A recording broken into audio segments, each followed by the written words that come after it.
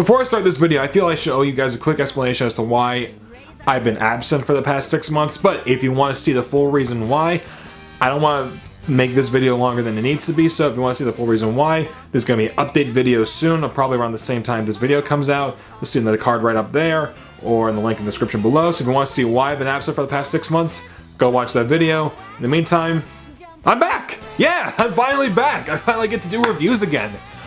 Oh man, it's... I feel rusty, I feel out of my element. I haven't done these in such a long time, but... Yes, I'm back, and hey, doing this game. Doing Mario Odyssey, about fucking time. It's like... It's weird to me to think that the first Mario game that I'm reviewing is Odyssey. It's the most recent Mario game. But... honestly, it's not that far-fetched, because, like... They're all good games. They're all the Mario games are really stellar games, like from 64 up till now. At worst, they're just getting kind of mediocre, but like this one, I've been wanting to talk about this one for a while. I'm so glad I get to fucking talk about this game. Super Mario Odyssey. This is the first time in almost 10 years where we saw Mario take on a gameplay style that's so unique. It seems this always happens every couple of years with each entry in the series. 64 was the first 3D game in the series, Sunshine had Flood, Galaxy had Anti-Gravity, 3D World had... Okay, it was unoriginal as fuck, but hey, it was still enjoyable. And now we get Odyssey, which appeared to be more of an open world kind of game, which I'm noticing is more of a theme nowadays. Like we get Breath of the Wild, we get Horizon Zero Dawn. This game... Fuck, now I imagine they're gonna add a fucking Battlegrounds mode for this game. That'd be awesome, but it wouldn't make any sense at all.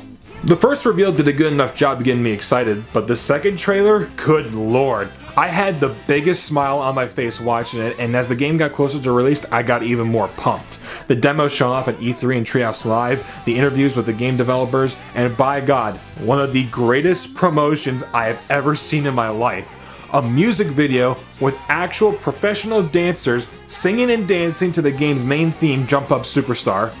This is hands down the best ad campaign I've ever seen for a video game, and I think everyone knew this was something special. I think we all knew the game was going to be good regardless, but now that it's been out for a while, I feel it's good to look back, see what the game is like without so much hype around it. That said, let's take a look. Our story begins with Bowser kidnapping Princess Peach. I really should be complaining about how overdone this plot is, but I'm too distracted by Bowser's magnificent suit to really care. So does Mario, it seems, as Bowser knocks him off his ship and also shreds his hat. Wow. You know, I thought kidnapping an innocent woman and force her to marry you was bad, but that's Mario's hat. You shredded Mario's hat. You took it and ripped it into pieces. I mean, Peach is always somebody you can go back and save. You can save her at any point you want, but that's Mario's hat. You can't replace that stuff. How do you think Mario feels about this? That son of a bitch. I have had that hat for over 30 goddamn years, and you just go and shred it like Donald Trump's tax returns. Someone is going to pay with their lives. Don't piss off the plumber. Mario eventually lands in the Hat Kingdom where he comes across Cappy, a ghostly top hat who not only has the power to shapeshift, but is also after Bowser because he kidnapped his little sister, Tiara. After a bit of talking, Cappy agrees to help us stop Bowser and takes on the shape of Mario's hat as they set off on their journey to stop Bowser. They eventually find a ship conveniently shaped like a hat called the Odyssey, and the only way to power the ship is by collecting power moons, which allows us to travel to the next kingdom. Once we have enough, we go up against the king himself and take him down. You rescue Peach, pledge your love to her while Bowser does at the same time. Peach is like, I don't need no man, and Bowser has to be put back on active suicide watch. And that's Mario Odyssey's plot. Honestly, it's a fine story for a Mario game. Some would say that it lacks any sort of real surprise or any new elements, and, well, yeah, that's true. Where it lacks in originality, it makes up for a lot with a ton of charm. Mario and Cappy have several moments of dialogue between each other, with them just going over the basic controls, which is honestly very appealing. Also, after you save Tiara from Bowser, seeing the two reunited is just adorable. Again, it's simple, but really effective. Though is it me, or does Cappy kind of look like a Metroid wearing a top hat? Next thing you'll tell me is that they'll do a duet together. Hello, my baby. Hello, my honey. Hello, my ragtime gal. The cutscenes, while short, are nice and plentiful, and seeing Mario and Bowser butt heads is really funny.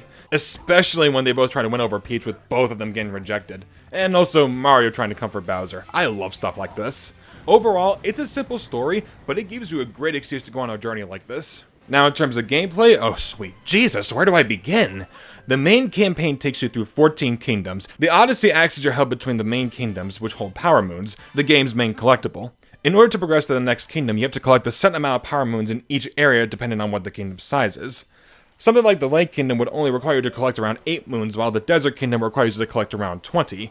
The nice part is that you can choose what moons you want to collect. The game does lay out a path you could follow just to give you some sense of direction, but you can also explore the areas around you and find completely different power moons. It doesn't require you to do the mandatory ones. Hell, one could argue that none of them are really mandatory at all. In fact, by the time I got to the Sand Kingdom's boss, I already had more than enough moons by then to go to the next kingdom, but you're encouraged to collect as many power moons as you possibly can, and it makes you use Mario's abilities to their fullest potential. Control-wise, Mario plays how he does in pretty much every other Mario game. He can somersault, long jump, dive, spin jump, but the new abilities come with Cappy. Cappy is essentially your weapon in this game. You can throw him to attack enemies and break boxes, but if you hold down the throw button, Cappy stays in place for you to jump on him and get some extra distance. This combined with Mario's natural skill set is almost overwhelming. The amount of ground you can cover with Cappy is insane, and allows for some pretty cool shortcuts. You'd think that would be enough, but Cappy's ultimate ability is the power to possess enemies. This is the biggest element of the game. If you throw your hat at big enough enemies, you will capture them. I know, it's a really lame pun, but it essentially allows you to control almost every enemy in the game, and they all have their own different powers. Goombas can be stacked to reach high places, Hammer Brothers can throw hammers to destroy certain objects, Charging Chucks can stampede through everything, and Cheep Cheeps allow you to breathe underwater. This doesn't apply to just the enemies, however, because you can capture the inhabitants of each world, like the snowmen that bounce around, tanks that give you long-range attacks, to even a motherfucking T-Rex! This is amazing. It destroys everything in its path, and it also can't be harmed. Fucking A, guys. I'm sure a ton of people have made this joke already, but I'm sorry, I gotta do this.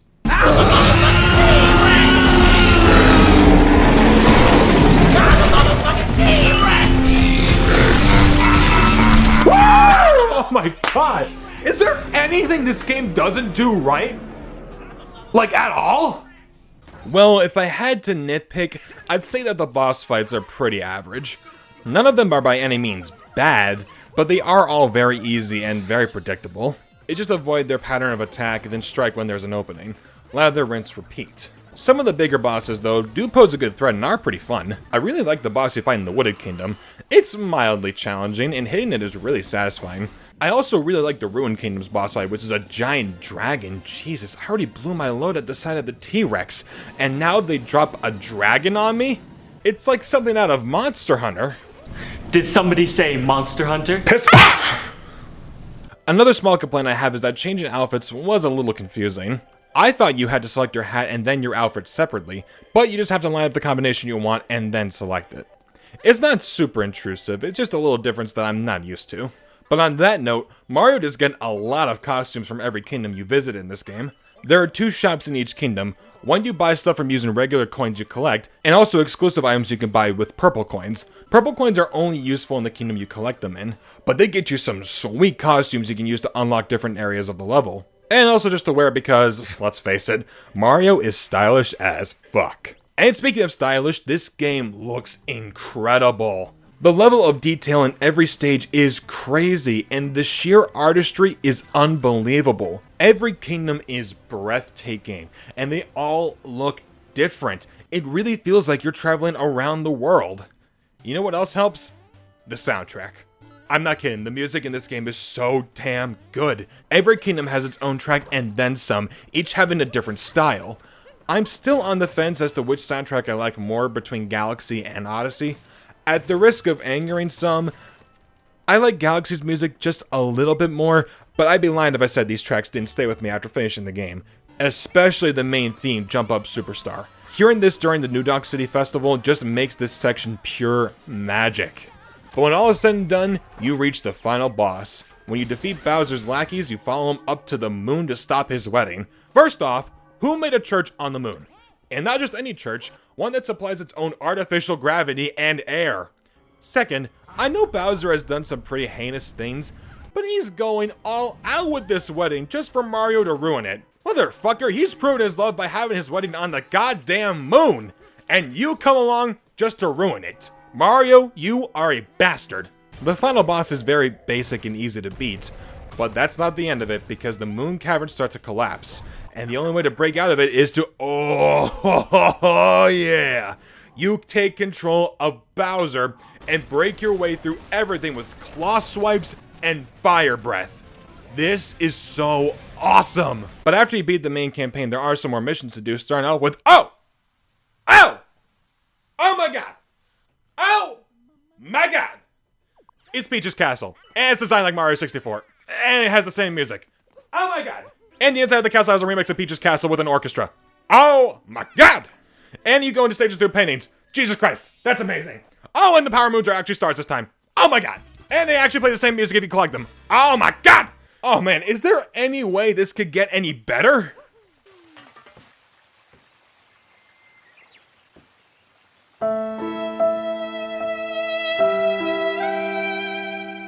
You can go back and revisit the other kingdoms where new power moons appear, and are needed to unlock the last 2 areas of the moon. The dark side, which is really just a glorified boss rush, and the darker side, which hosts the hardest level in the game, A Long Journey's End.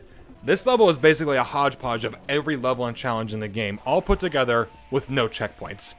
This will require some skill to beat, but it's not impossible. The lack of checkpoints is a bit obnoxious, but the adrenaline you get from playing this stage is awesome.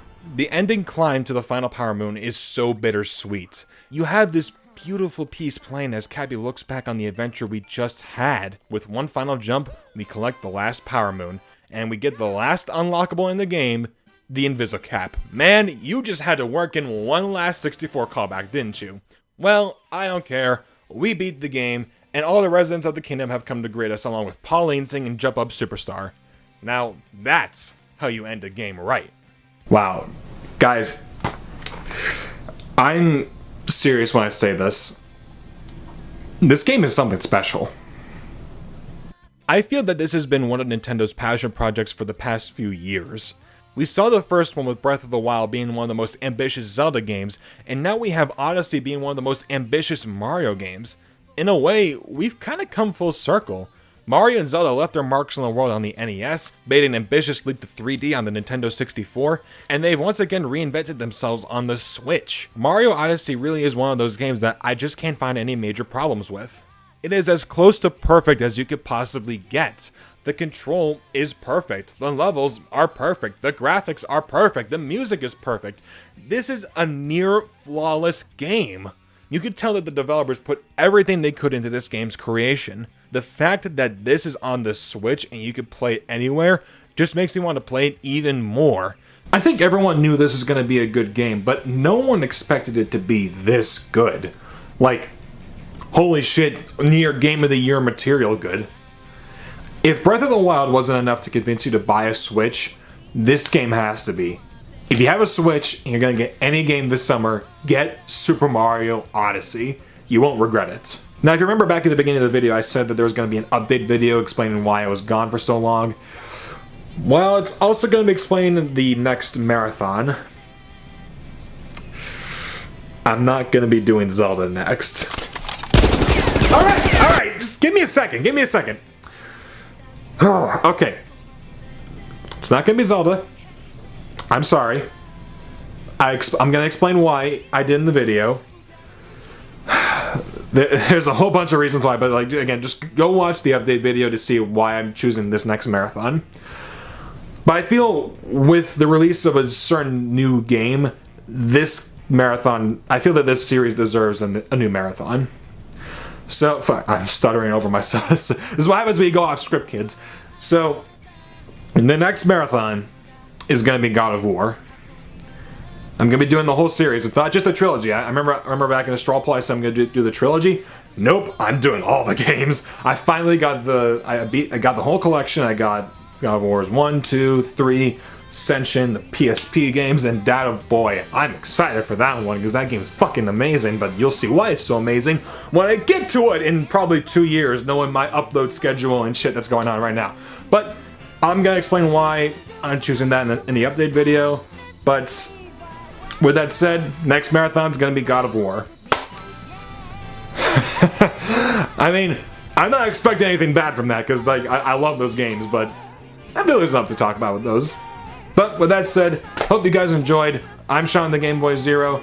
Fucking get Super Mario Odyssey. I'm gonna say it's right here. Yeah, it's right. I'm pointing at nothing. It's like here, graphics showing Mario Odyssey. There you go. Get that game. It's so great. Okay, now I'm Sean the Game Boy Zero. I hope you guys enjoyed this video, and I'll see you all next time. Bye bye. You know that you're my superstar. No one else can take me this far. I'm flipping the switch. Get ready for this song. Let's do the